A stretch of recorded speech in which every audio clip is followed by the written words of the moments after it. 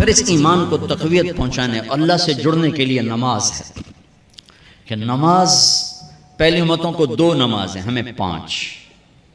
پہلی امتوں کی مسجد کوئی نہیں، ہماری مسجد۔ پہلی امتوں کی اذان کوئی نہیں، ہمیں اذان ملی۔ اور اذان اتنا بڑا عمل بنا دیا میرے نبی نے کہ آپ نے فرمایا کہ اذان دینے والا قیامت کے دن سب سے اونچے مقام پر کھڑا ہوگا۔ حضرت علی فرمایا کرتے تھے کاش میں اللہ کے نبی سے حسن حسین کے لیے مسجد نبوی کی اذان مانگ لیتا، یہ حضرت علی فرمایا کرتے تھے۔ اور جنگ قادسیہ میں مؤذن زخمی ہو گیا تو اذان دینے کے شوق میں سردار آپس میں الجھ گئے، کہتا میں دوں گا، کہتا میں دوں گا۔ پھر قرعہ اندازی ہوئی، جس کا نام نکلا اس نے اذان دی۔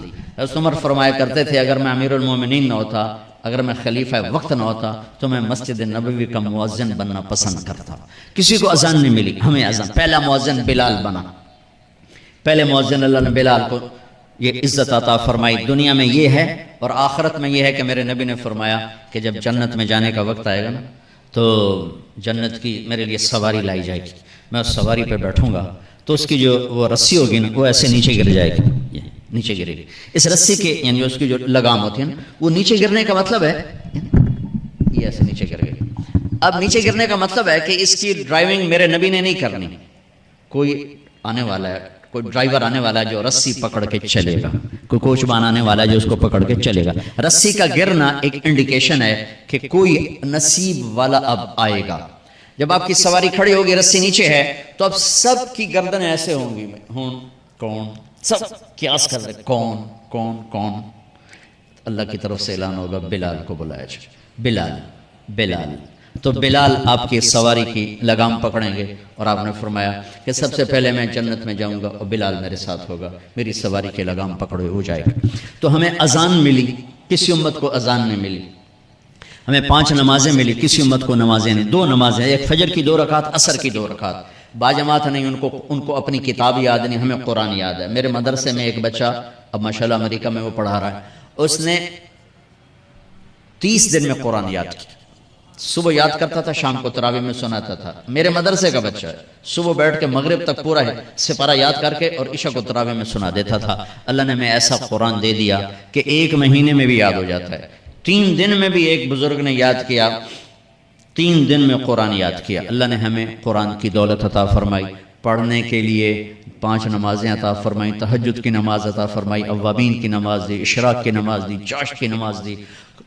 نماز کے کتنے دروازے کھول دی۔ اور میرے نبی کی آخری نصیحت تھی میری امت نماز نہ چھوڑنا، نماز نہ چھوڑنا، نماز نہ چھوڑ۔ اور اس 14 صدی میں کوئی موقع ہے نماز چھوڑنے کا تو وہ میرے نبی کے نواسے کی کربلا کا ہے کہ جب ظلم بھی انتہا پر تھا اور مظلوم بھی اپنی آخری حدوں پر تھا، اور کائنات نے نہ ایسا ظلم دیکھا، نہ ایسے مظلوم دیکھے، نہ ایسی پاکیزہ ہستیاں دیکھی، نہ ایسے درندے دیکھے۔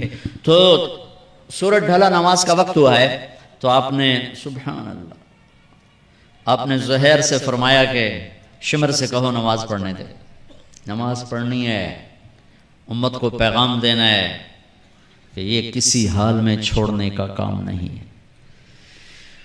تو انہوں نے آگے بڑھ کے شمر سے کہا نماز پڑھنے دو، انہوں نے کہا نہیں نماز نہیں پڑھنے دیں گے، ہماری تلوار چلے گی۔ انہوں نے واپس آ کر کہا جی وہ کہہ رہے ہیں ہم جنگ نہیں روکیں گے، تلوار چلے گی۔